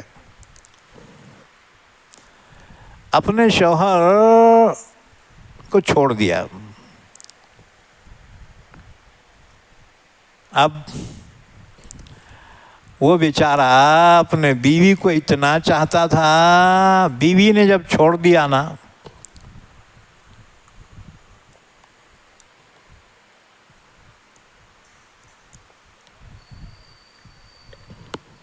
بیوی کی یاد میں مدینے کی گلیوں میں روتا پھرتا تھا، آئے بریرہ آئے بریرہ۔ لوگوں کو بڑا رحم آتا تھا، بیچارہ بیوی کی محبت میں مارا مارا پھر رہا ہے، وہ بیوی اتنی سخت، اس کو ذرا بھی رحم نہیں آ رہا ہے اس بیچارے پہ۔ آخر مغیث نے بریرہ کو سمجھایا، انا بولے ہٹ، میں تیرے کو چھوڑ دی۔ اب جاتے کہا اللہ کے نبی کی خدمت میں پہنچے، کہا یا رسول اللہ تم تو بھی سفارش کرو، یہ بریرہ میری بات نہیں مان رہی، میرے کو چھوڑ دے رہی انہیں۔ حضور میں اس کو بہت چاہتا ہوں دل و جان سے۔ انہیں مان رہی نہیں، حضور تم تو سفارش کرو۔ اللہ کے نبی کو اس کی حالت دیکھی نہیں گئی۔ اللہ کے نبی نے بریرہ کو بلایا، آپ نے فرمایا بریرہ یہ مغیث تیری جدائی کی برداشت نہیں کر سک رہا، لہذا بریرہ مغیث کہ نکاح کو توڑ مت، نکاح میں باقی رہے، تیرے کو بہت چاہتا انہیں۔ بریرہ بہت ہوشیار تھی، اس نے کہا حضور یہ آپ کا حکم ہے یا مشورہ ہے؟ کیونکہ نبی کے حکم کا انکار کرنا کفر ہے۔ تو بریرہ نے کہا حضور یہ آپ کا حکم ہے یا مشورہ ہے؟ حضور نے فرمایا حکم تو نہیں ہے، کیونکہ شریعت تیرے کو اختیار دی نا، حکم تو نہیں ہے، سفارش ہے۔ بریرہ نے کہا حضور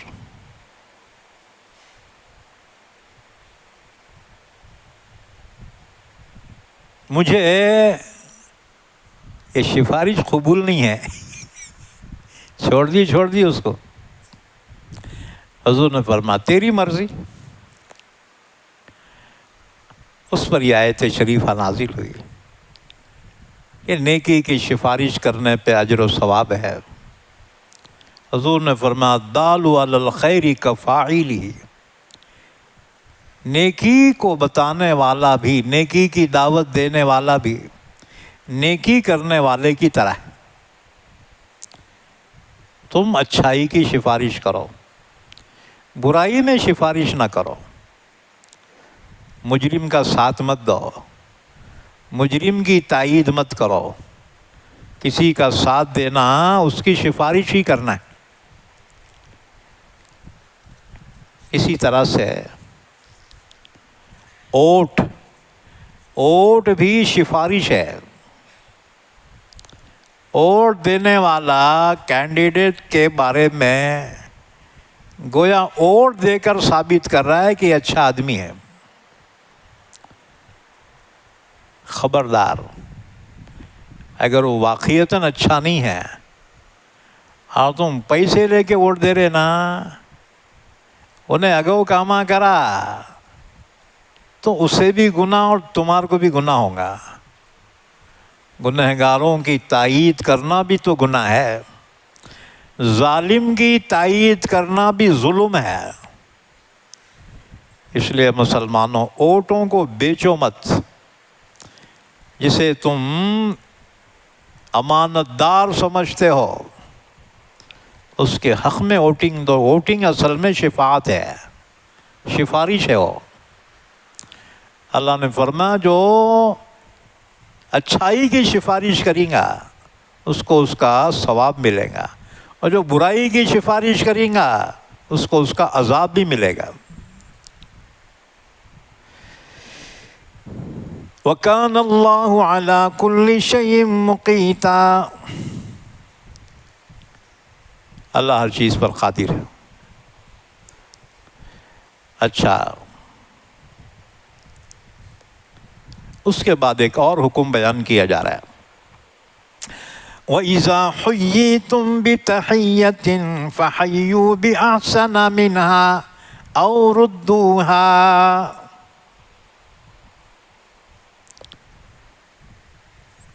اور جب تمہیں سلام کیا جائے تو تم اس کے الفاظ سلام سے بہتر الفاظ کے ساتھ جواب دو۔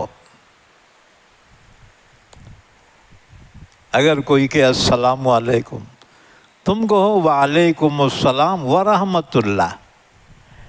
اگر کوئی کہے السلام علیکم ورحمۃ اللہ، تم جواب میں کہو وعلیکم السلام ورحمۃ اللہ وبرکاتہ۔ اور اگر کوئی تینوں الفاظ بیان کر دے، السلام علیکم ورحمۃ اللہ وبرکاتہ، تم نے کہا وعلیکم، جتنی دعا تو دیا نا اللہ اتنے تیرے حق میں قبول کرے۔ تو یہ دونوں صورتیں جائز ہیں، ہیں جی؟ سلام کرنے والے کے الفاظ سے بہتر الفاظ میں جواب دو، اور ردوہا، یا اس کو اسی طرح سے واپس لوٹا دو۔ حضور کی خدمت میں یہودیاں بھی آتے تھے،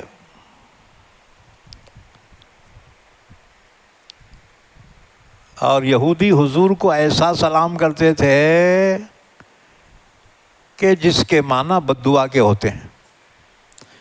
یہودی کہتے ہیں السلام علیکم، السام، سام کے معنی آتے ہیں ہلاکت کے، السلام علیکم کے معنی تم مر جاؤ کھپ جاؤ۔ تو یہودی جھٹکے میں سلام کرتے تھے السلام علیکم۔ ایک دن حضرت عائشہ نے سن لیا، حضرت عائشہ نے جو بد دعائیں دی اس کو پوچھو مت۔ حضور نے فرمایا ارے ارے یہ کیا کر رہی ہو؟ کہا حضور آپ نہیں سنے انہیں کیا بولا؟ اس نے کہا السلام علیکم۔ حضور نے فرمایا عائشہ میں کیا جواب دیا وہ تم سنے نہیں؟ میں نے کہا وعلیکم، بس۔ یعنی جتنے بد دعا تو بڑھانا وہ تیرے حق میں قبول ہو جائے، وعلیکم۔ اچھا، آیت شریفہ کا شان نزول یہ ہے، عرب جو سلام کرتے تھے نا تو کہتے تھے حیاک اللہ، حیاک اللہ، اللہ تجھے زندہ سلامت رکھے۔ اسی طرح سے کہتے تھے انعم صباحا، ہاں جی، ایسے انگلش میں بولتے ہیں گڈ مارننگ۔ عرب کہتے تھے انعم صباحا، صبح بخیر ہو۔ یا یوں کہتے تھے انعم اللہ بک عینا، اللہ نے مسلمانوں کو بطور تحفہ فرمایا کہ تم ایسے موقع پر کہو السلام علیکم ورحمۃ اللہ وبرکاتہ۔ سلام اصل میں سلامتی کی دعا ہے کہ تم سلامت رہو، اللہ تمہیں سلامت رکھے اور تم پہ اپنی رحمت نازل فرمائے، تم کو برکتوں سے نوازے۔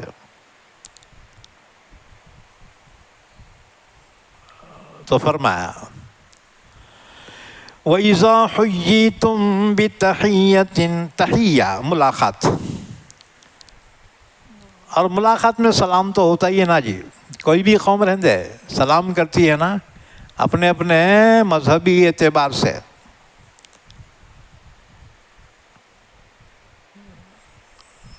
تو فرمایا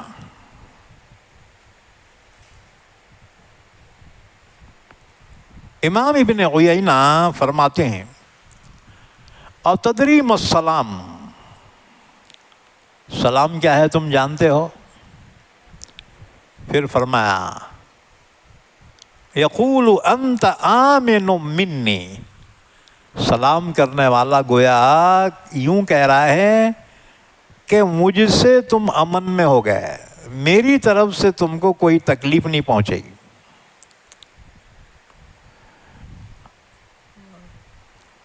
ایک حدیث سن لو، بخاری مسلم کی حدیث ہے. عبداللہ ابن عمر فرماتے ہیں ایک شخص نے حضور سے دریافت کیا کہ اسلام کے اعمال میں سب سے افضل کیا ہے؟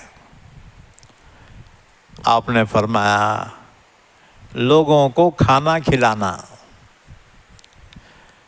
اور سلام کو عام کرنا، خواہ تم پہچانتے ہو یا نہیں پہچانتے ہو، ہر ایک کو سلام کرنا.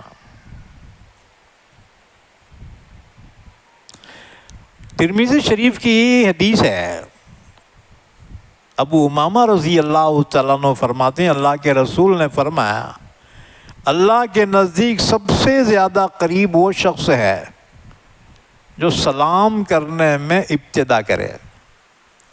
ہاں جی، سلام میں اللہ کے نبی صلی اللہ علیہ وسلم ہمیشہ سلام میں ابتدا کرتے تھے. لکھتے السلام علیکم. ہاں جی، یہاں تک کہ بچے بھی ہوتے ہیں نا حضور سلام کرتے تھے. اپنے گھر میں داخل ہوتے تو سلام کر کے داخل ہوتے تھے.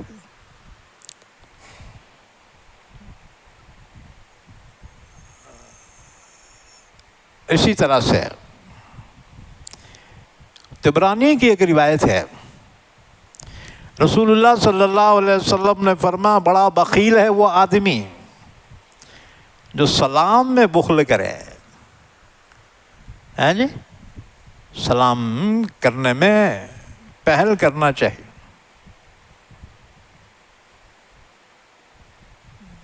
تو فرمایا وَإِذَا حُيِّيتُم بِتَحِيَّةٍ، جب تمہیں سلام کیا جائے فَحَيُّوا بِأَحْسَنَ مِنْهَا، تو تم سلام کا جواب دو اس سے بہتر الفاظ میں، اور ردوها، یا اسی طرح سے دے دو.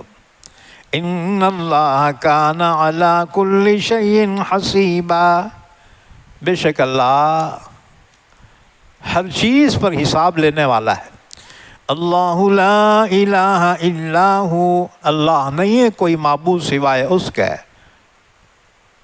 لَيَجْمَعَنَّكُمْ إِلَىٰ يَوْمِ الْقِيَامَةِ لَا رَيْبَ فِيهِ، اللہ تمہیں ضرور جمع کرے گا قیامت کے دن جس میں کوئی شک نہیں ہے. وَمَنْ أَصْدَقُ مِنَ اللَّهِ حَدِيثًا، اللہ سے بڑھ کر سچ کہنے والا کون ہو سکتا ہے؟ اس کے بعد پھر فرمایا فَمَا لَكُمْ فِي الْمُنَافِقِينَ فِئَتَيْنِ وَاللَّهُ أَرْكَسَهُمْ بِمَا كَسَبُوا، تمہیں کیا ہو گیا ہے کہ منافقین کے معاملے میں تم آپس میں دو گروپ میں تقسیم ہو گئے؟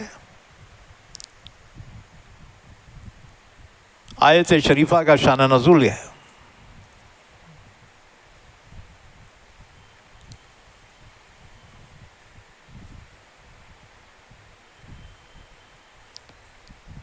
کہ بخاری شریف کی حدیث ہے،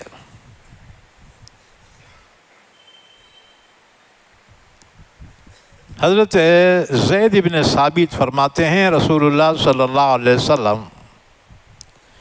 احد کی جانب قریش سے مقابلہ کرنے کے لیے چلے تو ساتھیوں میں کچھ منافقین بھی ساتھ میں چلے تھے، وہ راستے سے واپس ہو گئے۔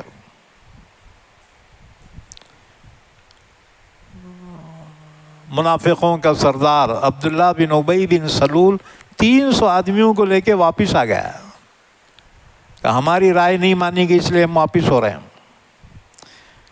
اب وہ لوٹنے والوں کے متعلق صحابہ کے 2 فرقے ہو گئے۔ ایک کہتا تھا ہم کو پہلے یہ منافقوں سے لڑنا چاہیے، دوسرا کہتا تھا کہ ان سے لڑنے کی کیا ضرورت ہے، ان سے نہیں لڑنا چاہیے۔ اب یہ دونوں میں بحث چل گئی، ان سے لڑنا کہ نہیں لڑنا۔ اللہ نے آیت شریفہ نازل ہو گئی، فرمائی تمہیں کیا ہو گیا ہے، منافقین کے بارے میں تم کیوں آپس میں لڑ رہے ہو؟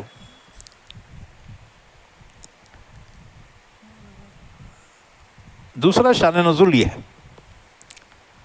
حضرت سعد بن معاذ کی روایت ہے، ایک روز حضور نے تقریر کی اور فرمایا جو شخص مجھے تکلیف پہنچا رہا ہے اور اپنے گھر میں ایسے لوگوں جمع کرتا ہے جو مجھے تکلیف پہنچاتے ہیں، میری حمایت میں ان سے لڑنے کے لیے کون تیار ہے؟ یہ شخص منافقین کا سردار تھا، جو انصاریوں میں سے تھا، منافق ہو گیا تھا۔ حضور نے نام تو نہیں لیا اس کا، لیکن صحابہ سے خطاب کرتے فرمایا جو شخص مجھے تکلیف پہنچا رہا ہے اور اپنے گھر میں ایسے لوگوں کو جمع کرتا ہے جو مجھے تکلیف پہنچاتے، میری حمایت میں ان سے نمٹنے کے لیے کون تیار؟ سعد بن معاذ کھڑے ہو گئے، یہ قبیلے اوس کے سردار تھے۔ انہوں نے کہا یا رسول اللہ، اگر وہ شخص میرے قبیلے میں سے ہے ہم خود اس کو قتل کر دیں گے، اور اگر قبیلے خزرج میں سے ہے، یا رسول اللہ آپ حکم دو، ہم آپ کی حکومت کی تعمیل کریں گے، یعنی اس قبیلے کا رہندے اس کو ہم تو مار دیں گے۔ یہ سن کر خزرج کے جو سردار تھے سعد بن عبادہ کھڑے ہو کے کہنے لگے سعد بن معاذ، یہ تم نے حضور کی بات کی اتباع نہیں کی، کیونکہ تم جانتے ہو وہ شخص ہمارے قبیلے میں سے ہے، تمہارے کو کیا حق پہنچتا ہے؟ ہمارے قبیلے کے آدمی کو مارنے کا تمہارے کو کیا حق پہنچتا ہے؟ اس پر اسید ابن حضیر کھڑے ہو گئے اور کہا ابن عبیدہ تو منافق ہو گیا ہے، اس میں قبیلوں کی بات کہاں گئی؟ وہ شخص اللہ کے رسول کو تکلیف پہنچاتا ہے، کوئی قبیلے کا رہندہ ہے، تو اس کی تائید کر رہا ہے، تو بھی منافق ہو گیا کیا؟ اب دونوں میں بحث بڑھ گئی۔ اب یہ بحث کہاں ہو رہی ہے؟ مسجد میں، اللہ کے نبی موجود ہیں۔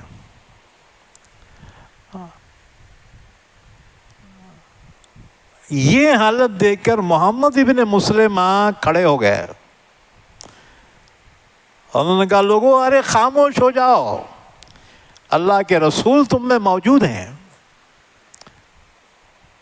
حضور جو حکم دیں ہم تعمیل کریں۔ اس پر آیت شریفہ نازل ہوئی، فَمَا لَكُمْ فِي الْمُنَافِقِينَ فِئَتَيْنِ، مسلمانوں تمہیں کیا ہو گیا ہے؟ منافقین کے بارے میں تم آپس میں کیوں لڑ رہے؟ ہیں جی، الیکشن میں ہوتا نا، یہ پارٹی میں مسلمان، وہ پارٹی مسلمان، اب دونوں لڑ رہے ہیں. ابے دیوانو، پارٹی کسی کی، تم آپس میں کیوں لڑ رہے جی؟ ہیں جی، मराठी बोलतोय ऊस माळ्याचा भांडण कोळ्याचा. भाई पार्टी किसी की है, लड़ रहे मुसलमान आपस में. खबरदार, दूसरों के वास्ते तुम आपस में क्यों मर रहे? अब जी, फमा लकुम फिल मुनाफिकीन फिअतैनी, अल्लाह ने फरमाया ईमान वालों तुम्हें क्या हो गया है, मुनाफिकीन के बारे में तुम आपस में गिरोह बंदी क्यों कर रहे हो? वल्लाहु अरकसहुम बिमा कसबू,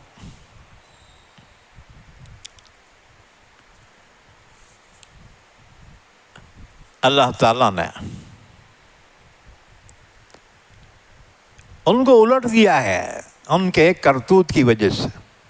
अल्लाह ने उनसे तौफीक छीन ली मुनाफिकीन से, कलमा पढ़ के भी वो मुसलमान ना हो सके.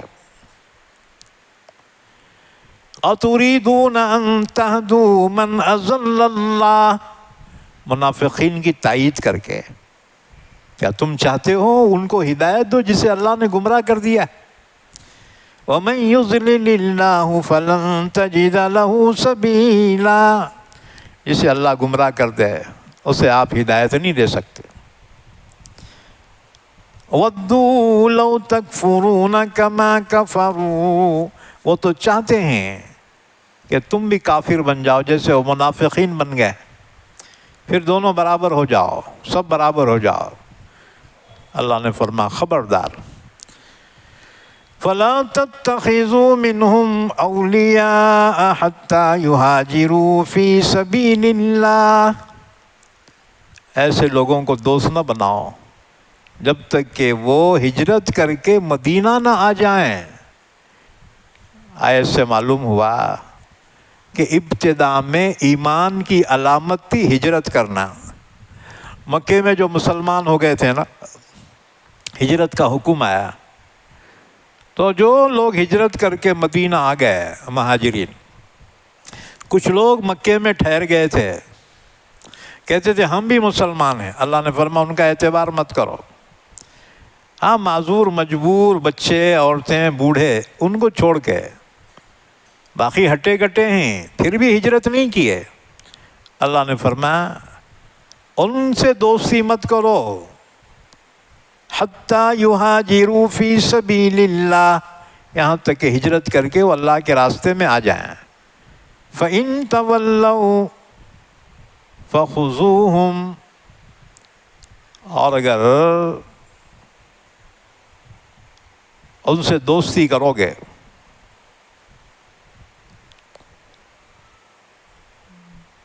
तो अगर वो हिजरत न करे, फ़ख़ुज़ूहुम वक़्तुलूहुम हैसु वजदतुमूहुम, फिर वो मिले तो उनको नको छोड़ो, फिर जहाँ मिले वहाँ मारो. क्योंकि उनके दिलों में अगर ईमान होता वो हिजरत ज़रूर करते. वला तत्तखिज़ू मिनहुम वलिय्यन वला नसीरा, उनको न दोस्त बनाओ न मददगार. इल्लल्लज़ीना यसिलूना इला कौमिन बैनकुम व बैनहुम मीसाक़,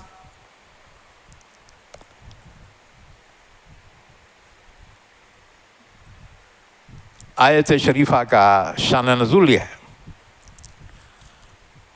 सुराखा बिन मालिक कहते हैं जब बदर और ओहद में हुजूर को गलबा हासिल हो गया और अतराफ़ के लोग मुसलमान हो गए, तो मुझे इत्तला मिली कि आप खालिद बिन वलीद को मेरी कौम के पास बनी मुदलज के पास जंग के लिए भेजना चाहते हैं. तो मैं फ़ौरन हुजूर की खिदमत में हाजिर हुआ عرض کیا کہ آپ خالد کو میری قوم کے طرف بھیجنا چاہتے ہیں لڑنے کے واسطے، میں آپ کو احسان کا واسطہ دے کر عرض کرتا ہوں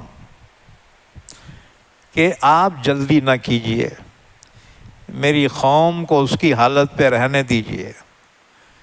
جب مکے کے قریش مسلمان ہو جائیں گے نا تو میری قوم بھی مسلمان ہو جائیں گے۔ اطراف کے قبیلے مکے والوں کے ایمان لانے کا انتظار کر رہے تھے، وہ ایمان لائے تو ہم لیں گے۔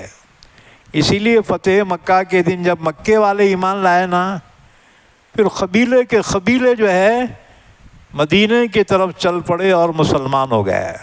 اذا جاء نصر اللہ والفتح ورأیت الناس يدخلون فی دین اللہ افواجا، اس میں اللہ نے اسی منظر کو بیان کیا۔ تو سراقہ بن مالک نے اپنے قبیلے بنو مدلج کے متعلق کہا کہ میری قوم پر جلدی نہ کیجیے، ان کے حال پہ چھوڑیے، جب مکے کے قریش مسلمان ہوں گے تو یہ بھی مسلمان ہو جائیں گے۔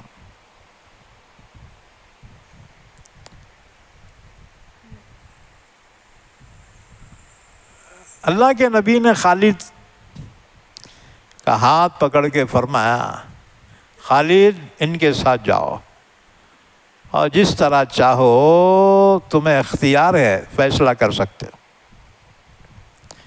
چنانچہ خالد نے قبیلے بنو مدلج میں جا کر صلح کر لی، اور صلح میں یہ شرط رکھی کہ اللہ کے رسول کے خلاف کسی کو مدد نہیں دو گے، کسی دشمن قبیلے کا ساتھ نہیں دو گے، اور قریش مسلمان ہو جائیں تو تم بھی مسلمان ہو جاؤ گے۔ انہوں نے کہا ہمیں منظور۔ تو اللہ نے فرمایا ان لوگوں سے نہ کو لڑو، کیونکہ ان کا تمہارا معاہدہ ہو چکا ہے امن کا۔ تو مسلمانوں کا جس قبیلے سے امن کا معاہدہ ہوا ہے ان سے لڑنے کی ممانعت کی جا رہی۔ إِلَّا الَّذِينَ يَصِلُونَ إِلَىٰ قَوْمٍ بَيْنَكُمْ وَبَيْنَهُمْ مِيثَاقٌ، مگر وہ لوگ جو ملاپ رکھتے ہیں ایک قوم سے، تم میں ان میں عہد و پیمان ہے۔ أَوْ جَاءُوكُمْ حَسِرَتْ صُدُورُهُمْ، یا وہ تمہارے پاس آتے ہیں اس حال میں کہ ان کے دل تنگ آ گئے ہیں، وہ لڑنا نہیں چاہتے تم سے بھی اور اپنی قوم سے بھی۔ أَن يُقَاتِلُوكُمْ أَوْ يُقَاتِلُوا قَوْمَهُمْ، وہ تم سے بھی لڑنا نہیں چاہتے، اپنی قوم سے بھی لڑنا نہیں چاہتے، یعنی نیوٹرل رہنا چاہتے ہیں وہ۔ وَلَوْ شَاءَ اللَّهُ لَسَلَّطَهُمْ عَلَيْكُمْ فَلَقَاتَلُوكُمْ، ان کو امن کی تلاش ہے، اللہ چاہتا ان کو تم پہ مسلط کر دیتا، تم سے ضرور لڑتے۔ فَإِنِ اعْتَزَلُوكُمْ فَلَمْ يُقَاتِلُوكُمْ، پھر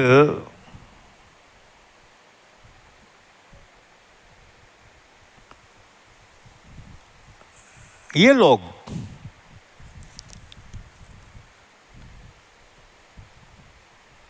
ایک سو رہنا چاہتے ہیں، نیوٹرل رہنا چاہتے ہیں، کس سے بھی لڑنا نہیں چاہتے اور جلدی سے مسلمان ہونا بھی نہیں چاہتے۔ تو اللہ تعالیٰ نے فرمایا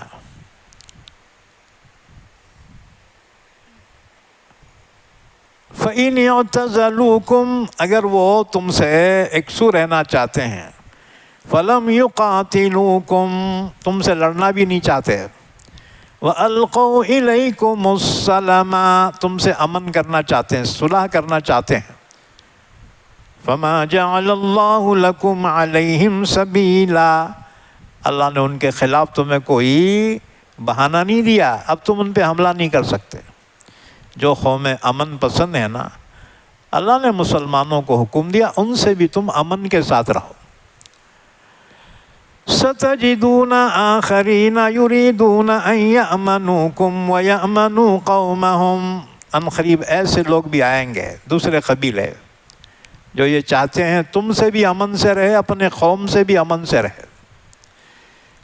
کلما ردوا الی الفتنۃ ارکسوا فیہا، لیکن جب بھی ان کو بھڑکایا جاتا ہے نا، وہ پھر تمہارے مخالف ہو جاتے ہیں۔ فَإِن لَّمْ يَعْتَزِلُوكُمْ وَيُلْقُوا إِلَيْكُمُ السَّلَمَ وَيَكُفُّوا أَيْدِيَهُمْ، اگر ایسے لوگ جو صلح کر کے پھر بدماشی پہ اتر جاتے ہیں، اگر یہ تم سے ایک سو نہ رہیں، خاموش نہ رہے اور تمہارے ساتھ صلح نہ کرے، تم سے اپنے ہاتھوں کو نہ روکے، فَخُذُوهُمْ، تو ایسوں کو پکڑو، وَاقْتُلُوهُمْ حَيْثُ ثَقِفْتُمُوهُمْ، ان غداروں کو جہاں پاؤ وہاں مارو، وَأُولَئِكُمْ جَعَلْنَا لَكُمْ عَلَيْهِمْ سُلْطَانًا مُبِينًا، ہم نے تم کو ان پر کھلم کھلا غلبہ دیا ہے، تمہیں اختیار ہے ایسے غداروں کو۔ اس کے بعد پھر فرمایا وَمَا كَانَ لِمُؤْمِنٍ أَن يَقْتُلَ مُؤْمِنًا إِلَّا خَطَأً، کسی مسلمان کو کسی مسلمان کا قتل کرنا جائز نہیں ہے، حرام ہے، مسلمان کا قتل حرام ہے۔ لیکن جہالت اتنی بڑھ گئی مسلمانوں میں، بات بات پہ قتل ہو رہے ہیں، مرڈر ہو رہے ہیں۔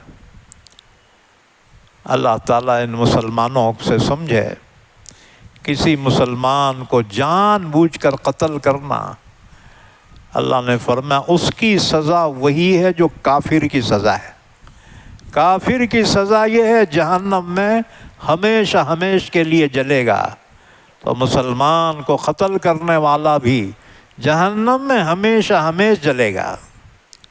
تفصیلات آگے آ رہی ہیں، وقت مکمل ہو گیا، انشاءاللہ وہ جو آیتیں رہ گئی ہیں ان کی تفسیر آئندہ مجلس میں ہوگی انشاءاللہ تعالی۔ اللہ سے دعا ہے اللہ ہم سب کو قرآن کریم سمجھنے کی، عمل کرنے کی توفیق عطا فرمائے۔ درود شریف پڑھ لیں، دعا فرما لیں۔ اللہم صلی علی محمد وعلی آل محمد بارک وسلم۔ یا اللہ ہمارے گناہوں کو معاف فرما، ہماری خطاؤں سے درگزر فرما، ہم سب کو علوم قرآن عطا فرما۔ یا اللہ ہمارے مرحومین کی مغفرت فرما، سب کو جنت الفردوس عطا فرما۔ ہمارے اہل و عیال کی، ہماری اولاد کی، اولاد کی اولاد کی، سب کی حفاظت فرما، سب کو شفائے کاملہ عطا فرما۔ یا اللہ ایمان والوں کی روزی روٹی میں برکت عطا فرما۔ یا اللہ ایمان والوں کے گھروں میں برکت عطا فرما، جب تک زندہ رکھ ہم تمام کو اسلام پر زندہ رکھ، اور خاتمہ ایمان پر فرما۔ وصلی اللہ علی نبینا محمد وعلی آلہ وصحبہ اجمعین برحمتک یا ارحم الراحمین۔